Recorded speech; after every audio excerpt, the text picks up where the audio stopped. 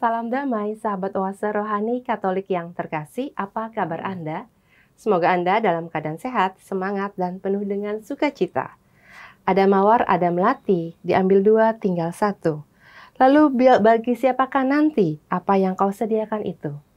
Senang sekali saya Katrina Utami dapat menjumpai Anda dalam acara Oase Rohani Katolik edisi hari ini, hari biasa Pekan Biasa ke-29. Hari ini saya ditemani oleh narasumber Oase Rohani Katolik, Romo Yohanes Radityo Wisnu Wicaksono. Mari kita menyapa beliau. Romo Wisnu, apa kabar Romo? Kabar baik, puji Tuhan Mbak Utami. Sehat selalu ya Romo? Amin, amin. Ya, Romo ingin menyapa sahabat Oase Rohani Katolik. Selamat berbahagia para sahabat Oase Rohani Katolik. Semoga kita selalu diberkati oleh Tuhan sepanjang hari ini. Amin. Terima kasih Romo untuk kehadirannya di acara Oase Rohani Katolik. Siap. Baiklah, sahabat Oase Rohani Katolik yang terkasih, kita awali acara hari ini dengan doa. Silakan Romo. Baik Mbak Utami dan para sahabat Oase Rohani Katolik yang dikasihi oleh Tuhan, mari kita mengawali permenungan kita dengan berdoa. Kita satukan hati dan budi kita. Dalam nama Bapa dan Putra dan Roh Kudus. Amin. Allah Bapa yang Maha Penyayang, Engkau senantiasa menganugerahi kami terang dan kasih karunia untuk mencintai Engkau. Semoga kami tekun mencari Engkau dalam setiap langkah laku hidup kami, dan berani meninggalkan belenggu-belenggu dosa yang menjauhkan kami dari belas kasih-Mu. Dengan pengantaraan Tuhan kami Yesus Kristus, bersama Engkau dan Roh Kudus, kini dan sepanjang segala masa. Amin. Amin. Dalam nama Bapa dan Putra dan Roh Kudus. Amin. Bacaan liturgi hari ini, bacaan pertama dari surat Rasul Paulus kepada jemaat di Efesus. Saudara-saudara, kalian dahulu sudah mati karena pelanggaran dan dosamu. Kalian hidup di dalamnya karena kalian mengikuti jalan dunia ini. Karena kalian mentaati penguasa kerajaan angkasa, yaitu roh yang kini bekerja di antara orang-orang durhaka.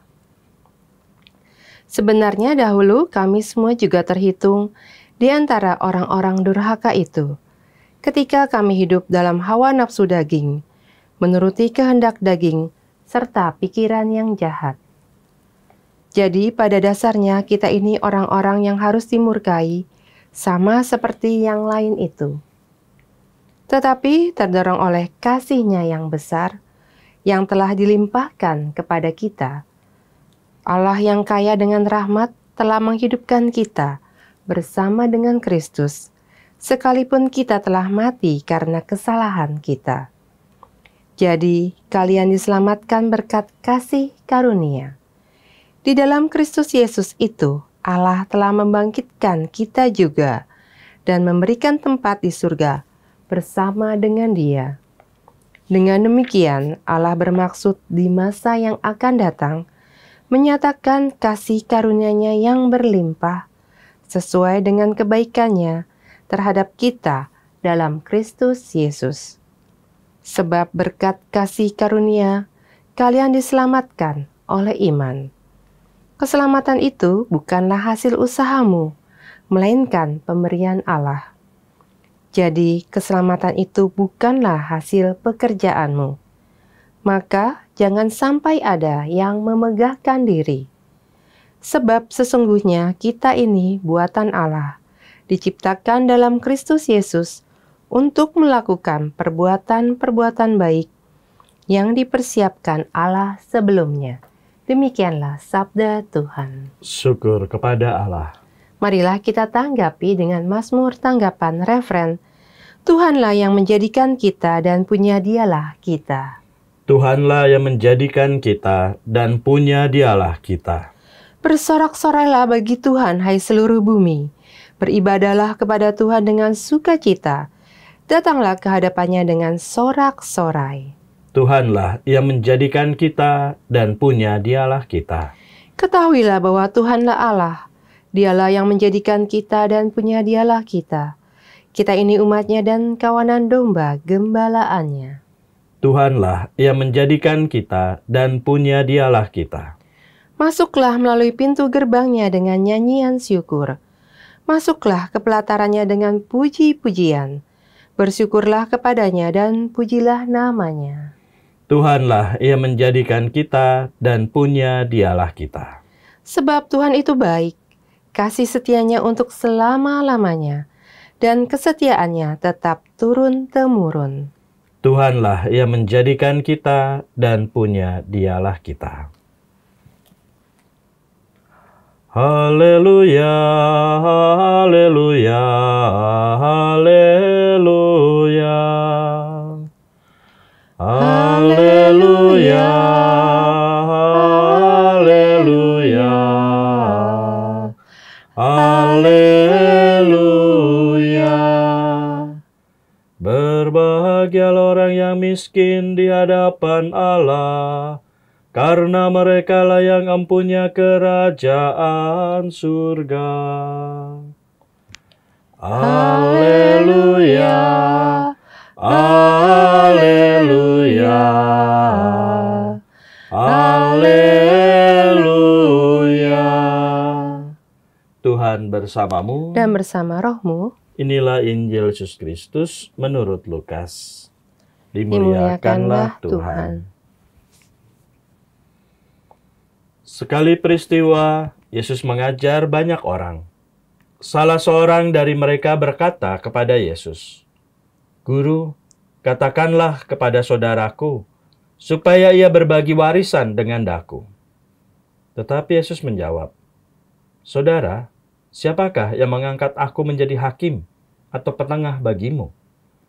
Kata Yesus kepada orang banyak itu, "Berjaga-jagalah dan waspadalah terhadap segala ketamakan. Sebab walaupun seseorang berlimpah-limpah hartanya, hidupnya tidak tergantung dari kekayaannya itu." Kemudian ia menceritakan kepada mereka perumpamaan berikut. Ada seorang kaya, tanahnya berlimpah-limpah hasilnya. Ia bertanya dalam hatinya, "Apakah yang harus kuperbuat? Sebab aku tidak punya tempat untuk menyimpan segala hasil tanahku." Lalu katanya, "Inilah yang akan kuperbuat. Aku akan merombak lumbung-lumbungku, lalu mendirikan yang lebih besar. Dan aku akan menyimpan di dalamnya segala gandum serta barang-barangku. Sesudah itu aku akan berkata kepada jiwaku, 'Jiwaku, ada padamu banyak barang, tertimbun untuk bertahun-tahun lamanya. Beristirahatlah, makanlah, minumlah, dan bersenang-senanglah.' Tetapi Allah bersabda kepadanya, 'Hai orang bodoh, pada malam ini juga jiwamu akan diambil daripadamu. Bagi siapakah nanti apa yang telah kau sediakan itu?' Demikianlah jadinya dengan orang yang menimbun harta bagi dirinya sendiri, tetapi ia tidak kaya di hadapan Allah." Demikianlah sabda Tuhan. Terpujilah Kristus.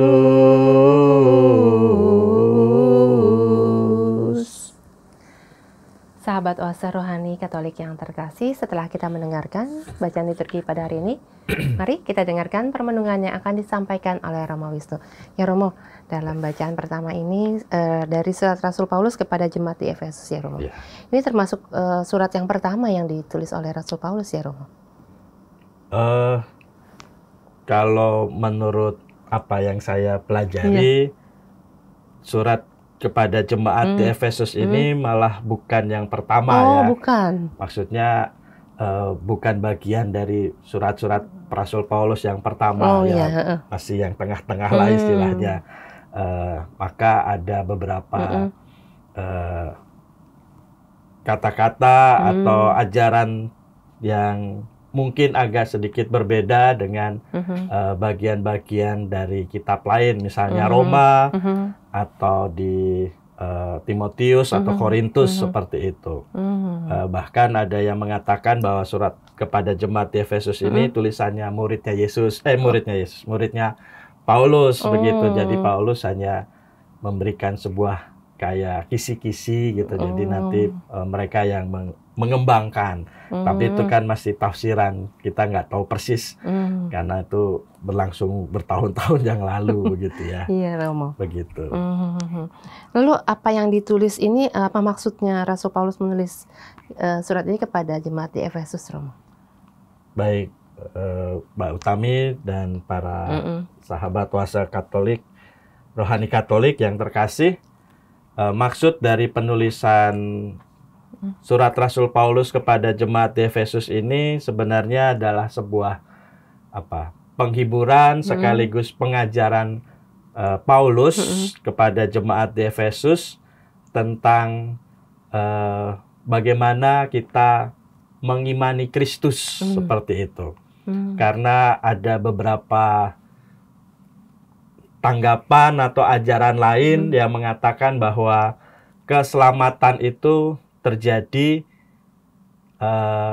karena mengikuti atau melakukan hukum Taurat. Karena kita tahu bahwa jemaat Kristiani awal itu kan banyak orang Yahudi ya, atau ex-Yahudi kita bilang begitu, yang masih kental itu tradisi Yahudinya, termasuk mengikuti Taurat, dan mereka menganggap bahwa keselamatan itu terjadi kalau kita setia ngikuti Taurat.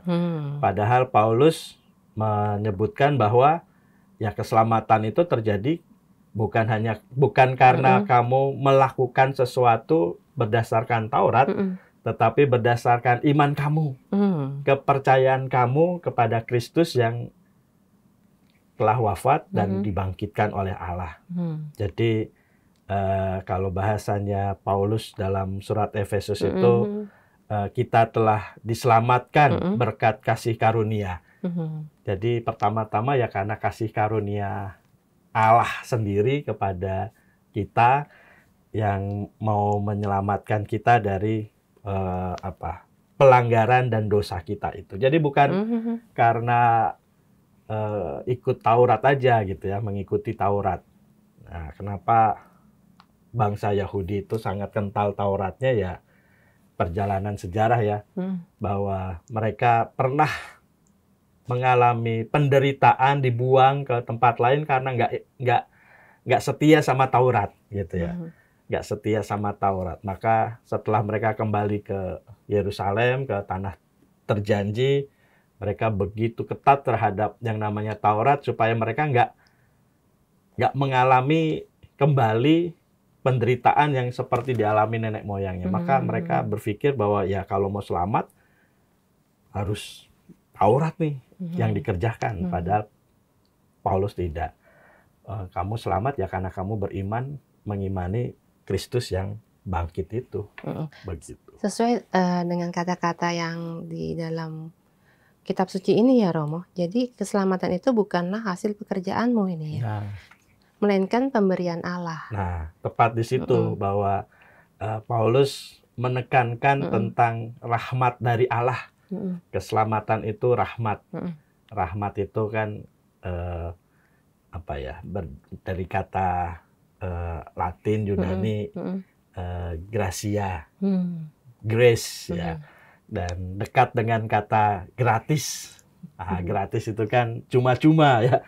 Maka kita sebenarnya nggak ada usaha apapun gitu ya untuk mendapatkan rahmat. Rahmat itu hadiah dari Allah begitu. Jadi bukan karena usaha saya yang mengikuti Taurat, tetapi karena Allah sendiri. Jadi kita nggak boleh sombong nih ya, Romo ya. Nah, akhirnya nanti ke sana gitu ya. Akhirnya nanti ke sana bahwa kalau hanya berkaitan dengan usaha kita sendiri ya, kita bisa saja jatuh pada kesombongan diri gitu ya. Bahwa saya bisa seperti ini, saya dapat ini, saya mengusahakan ini berhasil. Lama-lama akan berpikir bahwa ya itu karena usaha saya, tapi lupa bahwa keberhasilan saya itu juga ada campur tangan dari Tuhan sendiri gitu ya. Romo ada contoh bagaimana segala yang kita miliki, segala kesuksesan kita itu adalah campur tangan Tuhan, bukan dari usaha kita, Romo. Kalau contoh mungkin banyak ya, tapi salah satu yang saya ingat itu ada seorang umat, kebetulan prodiakon lah. Sebelum jadi prodiakon tuh dia sharing bahwa hidupnya ya istilahnya ngawur lah. Pokoknya 10 perintah Allah itu dilanggar semua sama dia gitu ya. Bahkan dia mengatakan bahwa untuk apa ke gereja, untuk apa berdoa, kalau saya bisa mengusahakan dan mendapatkan sendiri. Seperti itu. Pada suatu ketika sakit yang cukup berat gitu ya, di rumah sakit. Mungkin karena dia khawatir akan hidupnya, takut mati gitu kan.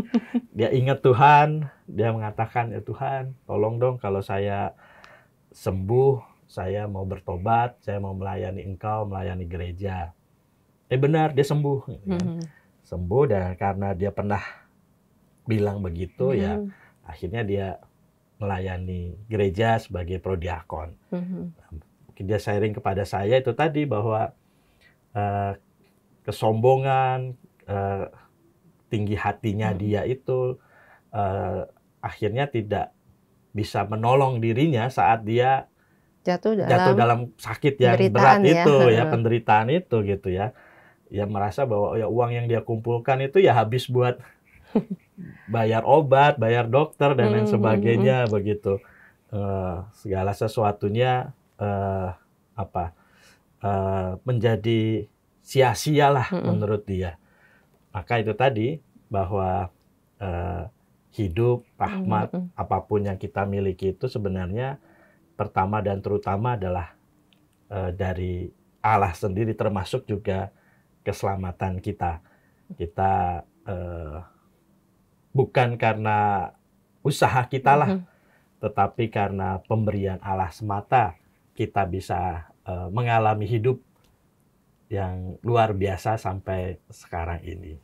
Jadi kalau di luar sana banyak orang yang berpikir atau bertingkah laku bahwa apa yang dilakukan, misalnya dia rajin ke gereja, rajin berdoa, rajin beramal, rajin berbuat baik, itu bisa dalam tanda kutip itu bisa menjogok Tuhan agar dia itu dapat ya paling enggak masuk ke pinggir-pinggiran surga. Itu bukan kayak gitu ya, Romo ya?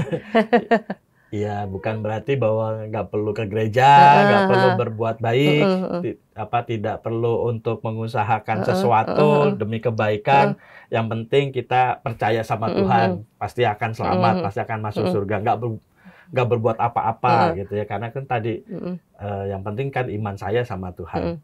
Jadi nggak usah ngapa-ngapain itu ya. Itu ekstrim yang satunya. Ekstrim yang lain itu tadi dengan malah buat baik yang sebanyak-banyaknya dengan harapan nanti masuk surga gitu kan. Bukan, artinya kita berbuat baik itu pertama-tama sebagai rasa syukur tadi itu. Bahwa saya sudah diberi keselamatan. Saya nggak mengusahakan keselamatan itu, tapi Allah memberi keselamatan ya. Karena Allah sudah memberi, makanya kita mengucap syukur dengan berbuat baik ya. Jadi bukan dibalik nih ya, Romo ya. Bukan karena saya kita berbuat baik maka Allah berbuat baik sama saya. Beda gitu. Ini ya. Bukan seperti itu ya, Romo bukan ya. begitu. Saya berbuat baik supaya nanti saya dapat pahala, bukan. Tapi karena saya sudah dikasihi Tuhan, saya sudah diselamatkan, saya bersyukur, maka saya melakukan sesuatu yang baik untuk Tuhan dan sesama.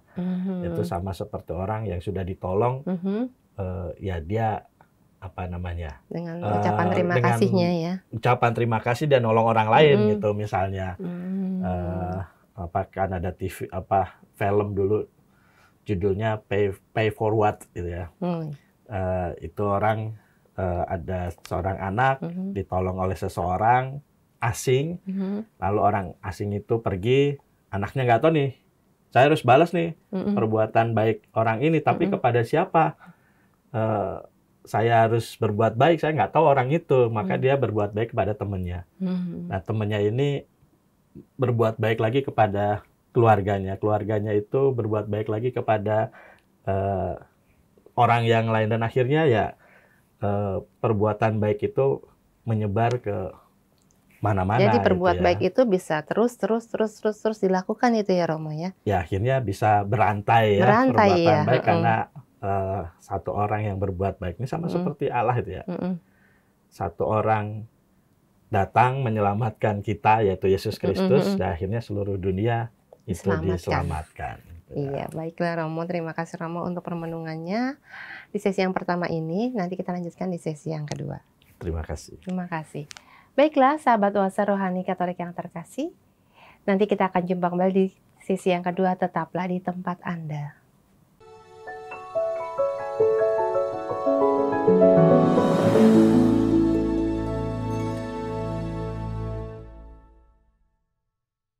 Salam jumpa, sahabat Oase Rohani Katolik yang terkasih. Terima kasih Anda masih bersama dengan kami.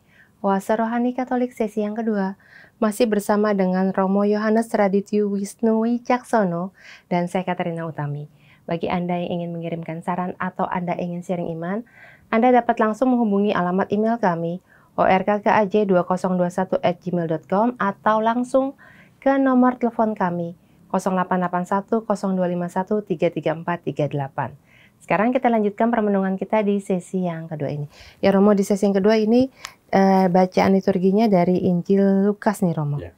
Yesus mengajarkan tentang perumpamaan mengenai seorang kaya ini Romo. Ya, bisa diceritakan Romo. Baik, Mbak Utami dan sahabat Oase Rohani Katolik yang terkasih, bacaan Injil hari ini itu berjudul tentang orang kaya yang bodoh.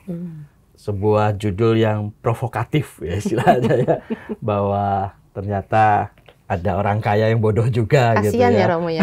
Ya, tapi apa kebodohan dari orang kaya ini?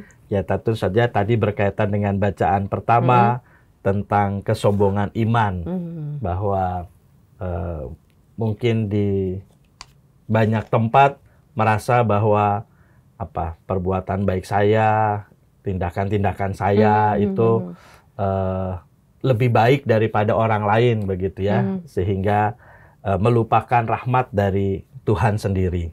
Sedangkan dalam bacaan Injil ada bentuk kesombongan lain yang berupa ketamakan.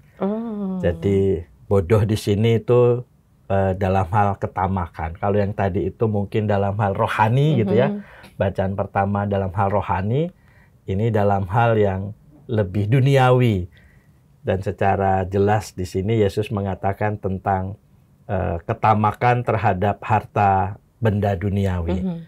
Ya memang ada pepatah yang mengatakan bahwa uang itu bukan segalanya, tetapi dengan uang kita bisa beli segalanya ya. Ya di satu sisi kita bisa mencoba bijak dengan uang atau harta yang kita miliki, tapi juga di satu sisi tidak bisa lepas dengan apa yang kita miliki, kita bisa dalam tanda petik mensejahterakan diri kita. Kita bisa mengumpulkan atau menabung apa yang kita punya itu demi masa depan kita yang lebih baik. Ya, seperti pernah saya kalau kanonik sama pasangan calon pengantin itu selalu saya tekankan tentang kesiapan finansial. Karena banyak ya pasangan-pasangan suami istri yang dalam artian tertentu ternyata hidup susah dengan finansial yang mungkin sulit dan terbatas. Masalah ekonomi yang timbul akhirnya membuat mereka berantem, berkelahi, dan putus, berpisah. Bahkan di antara kita, saudara-saudari kita umat Katolik pun juga punya pengalaman yang seperti itu. Maka sebelum pernikahan biasanya saya tanya, apakah kamu secara finansial siap untuk menghidupi keluargamu di masa yang akan datang? Jadi nggak hanya sekedar, ya saya sayang, saya cinta, saya mau setia, nikah yuk gitu ya, yuk nikah. Tapi nggak punya apa-apa gitu ya. Nggak punya sesuatu pekerjaan yang bukan berarti saya melarang orang yang tidak punya pekerjaan ini nggak boleh nikah gitu, bukan ya, tapi supaya kehidupan keluarga kamu itu, kalian itu bisa terjamin ya, maka perlu adanya yaitu tadi saving atau tabungan yang baik juga. Karena ini real ya Romo, di dunia nyata Dunia ya Romo. nyata gitu. Karena ya. perut itu perlu diisi Romo. Ya nggak bisa makan pakai batu doang misalnya gitu ya, tapi ya, taraf kehidupan berkeluarga pun juga harus diperhatikan sebelum menikah. Walaupun dalam hal ini Yesus mungkin bisa disalahartikan dengan mengkritik orang yang membuat lumbung gandum dan menyimpan di dalamnya segala gandum serta barang-barang. Kan Yesus mengatakan demikian ya, bahwa dia mengkritik orang-orang itu. Ya sebenarnya yang dikritik oleh Yesus bukan menyimpan gandum, menyimpan harta bendanya untuk sesuatu yang lebih baik nanti di kedepannya, tetapi yang dikritik oleh Yesus itu adalah bagaimana orang itu mau menguasai, mau memiliki sebanyak-banyaknya untuk kepentingan dirinya sendiri ya. Karena dia menimbun ini ya Romo ya. Dia menimbun barang gitu kan, tapi dia mengatakan demikian, hai jiwaku, ada padamu banyak barang tertimbun untuk bertahun-tahun lamanya. Beristirahatlah, makanlah, minumlah, dan bersenang-senanglah. Nah, artinya apa? Artinya barang-barang itu hanya untuk kesenangan kepentingannya, pribadi ya. Kesenangannya pribadi. Dia nggak peduli ya sama orang lain, atau istilahnya Keuskupan Agung Jakarta itu nggak mau berbela rasa, nggak mau berbela rasa dengan orang. Maka Yesus itu bukan anti harta benda gitu ya, bukan anti orang kaya, bukan. Yesus nggak anti orang kaya, Yesus nggak anti kekayaan. Yang Yesus anti itu adalah orang yang ketidakmampuan orang, ketidakmauan orang untuk berbagi, berbela rasa dengan sesamanya. Itu yang tidak diinginkan Tuhan terjadi bagi kita para pengikutnya.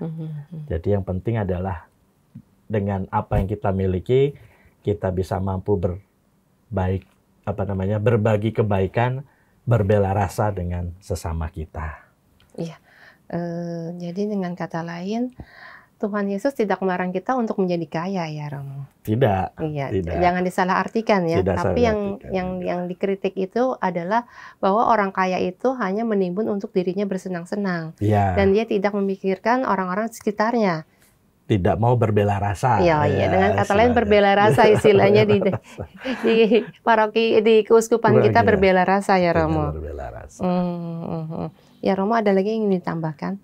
Iya, kalau kita bicara tentang bela rasa, itu kok saya teringat kunjungan Bapak Paus beberapa waktu yang lalu ini ya, bahwa salah satu tema dari 3 tema kunjungan beliau ke Indonesia, khususnya ke Jakarta kan bela rasa, iman, bela rasa, dan persaudaraan itu ya. Nah, yang saya berkesan buat saya itu arti bela rasa dari Paus Fransiskus yang disampaikan di Gereja Katedral tuh ya, tanggal 4 Oktober.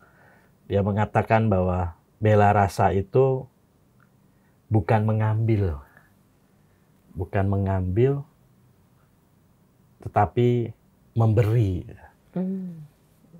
Tapi memberinya itu sampai menyentuh tangan orang yang diberi. Artinya bukan lewat kurir atau lewat yayasan, misalnya gitu, atau lewat orang lain, tapi dia sendiri sampai menyentuh saudara-saudari yang memang memerlukan. Bela rasa itu seperti itu. Ada sentuhan dari yang diberi dengan yang memberi. Artinya, jadi bukan di belakang layar, bukan ya Rom? Ya mungkin bukan di belakang layar, atau lebih tepatnya adalah bukan merasa bahwa yang memberi itu lebih hebat daripada yang diberi. bahwa yang memberi itu kedudukannya lebih tinggi daripada yang diberi. Yang memberi berdiri, yang memberi berdiri, yang diberi duduk sambil mengadah gitu ya. Gambarannya bukan itu, tapi sama-sama duduk, sama-sama berbicara, sama-sama berbincang, sama-sama berdialog di sana. Nah, artinya orang yang tamak itu adalah orang yang nggak punya rasa untuk bersolider dengan saudara-saudari yang memang membutuhkan. Jadi kalau kita mau berbela rasa, kita hendaknya mau untuk bersentuhan dan berbagi kasih secara langsung dengan saudara-saudari kita yang memang membutuhkan itu. Contoh sederhananya, Romo? Contoh sederhananya misalnya di paroki-paroki ada yang namanya celengan tunawisma. Ya, ada ya. CYTM. CYTW atau apa? CYTW, ya salah, bukan M, harus W. Itu CTM itu batuk ya. CYTW, celengan Yesus tunawisma. Nah, di banyak tempat mungkin hanya mengatakan ya sudah saya memberi aja. Lebih mudah saya ngasih duit saja, ngasih duit. Bahkan ada yang mungkin tempat-tempat tertentu kok duit lagi ya, sumbangan lagi. Nah, kalau memberinya dalam hal menggerutu seperti itu atau hanya ya sudah saya kasih saja, nanti terserah gereja mengutusnya seperti apa, yaitu mungkin bela rasanya masih setengah. Tapi kalau mau bela rasa secara full, ya uang celengan tunawisma yang terkumpul ini akhirnya dikelola bersama, dan bersama-sama ini mau disalurkan kepada siapa, langsung diberikan. Nah, misalnya kepada keluarga-keluarga prasejahtera di paroki tersebut.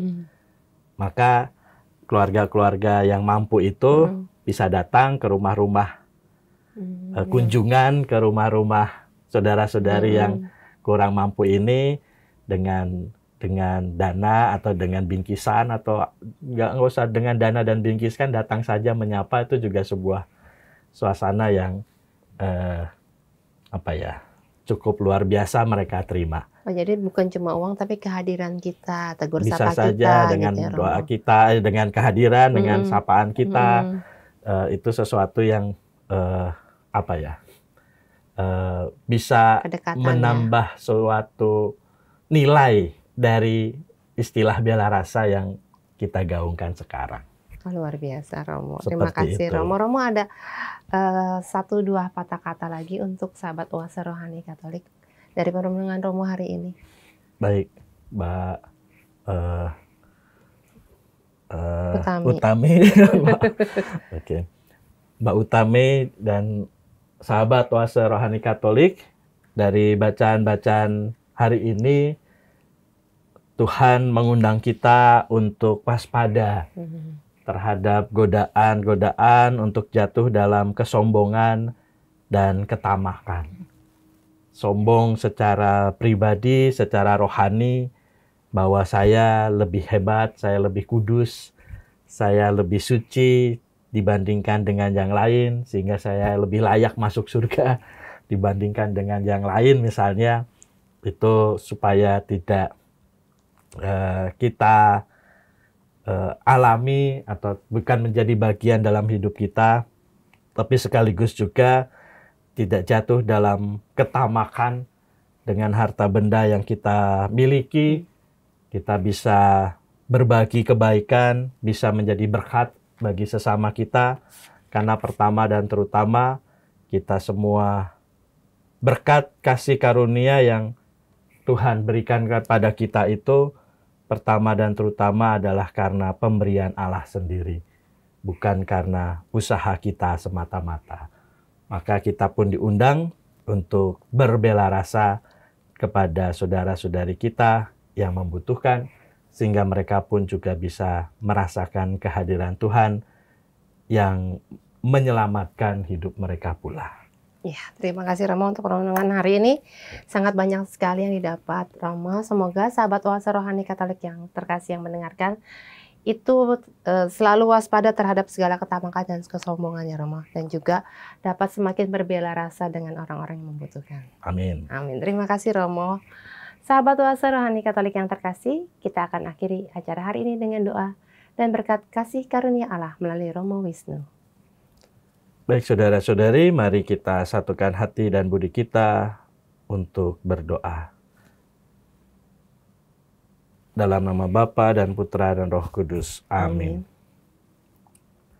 Allah Bapa yang Maha Pengasih, Engkau telah menganugerahkan kami begitu banyak rahmat dan berkat yang kami perlukan dalam hidup kami.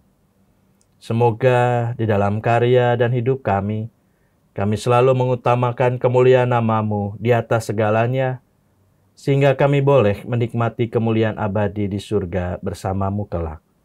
Dengan pengantaran Yesus Kristus, Tuhan dan Juru Selamat kami. Amin. Amin. Tuhan bersamamu. Dan bersama rohmu. Semoga kita semua, keluarga kita, karya dan pelayanan kita diberkati oleh Allah yang Maha Kuasa, dalam nama Bapa dan Putra dan Roh Kudus. Amin. Sahabat Oase Rohani Katolik yang terkasih, demikianlah acara kita pada hari ini. Semoga apa yang telah disampaikan oleh Romo Wisnu dapat menambah semangat iman bagi kita untuk waspada terhadap segala ketamakan dan kesombongan. Akhir kata kami berdua, Romo Yohanes Radityo Wisnu Wicaksono dan saya Katarina Utami, pamit undur diri. Sampai jumpa pada edisi Oase Rohani Katolik berikutnya.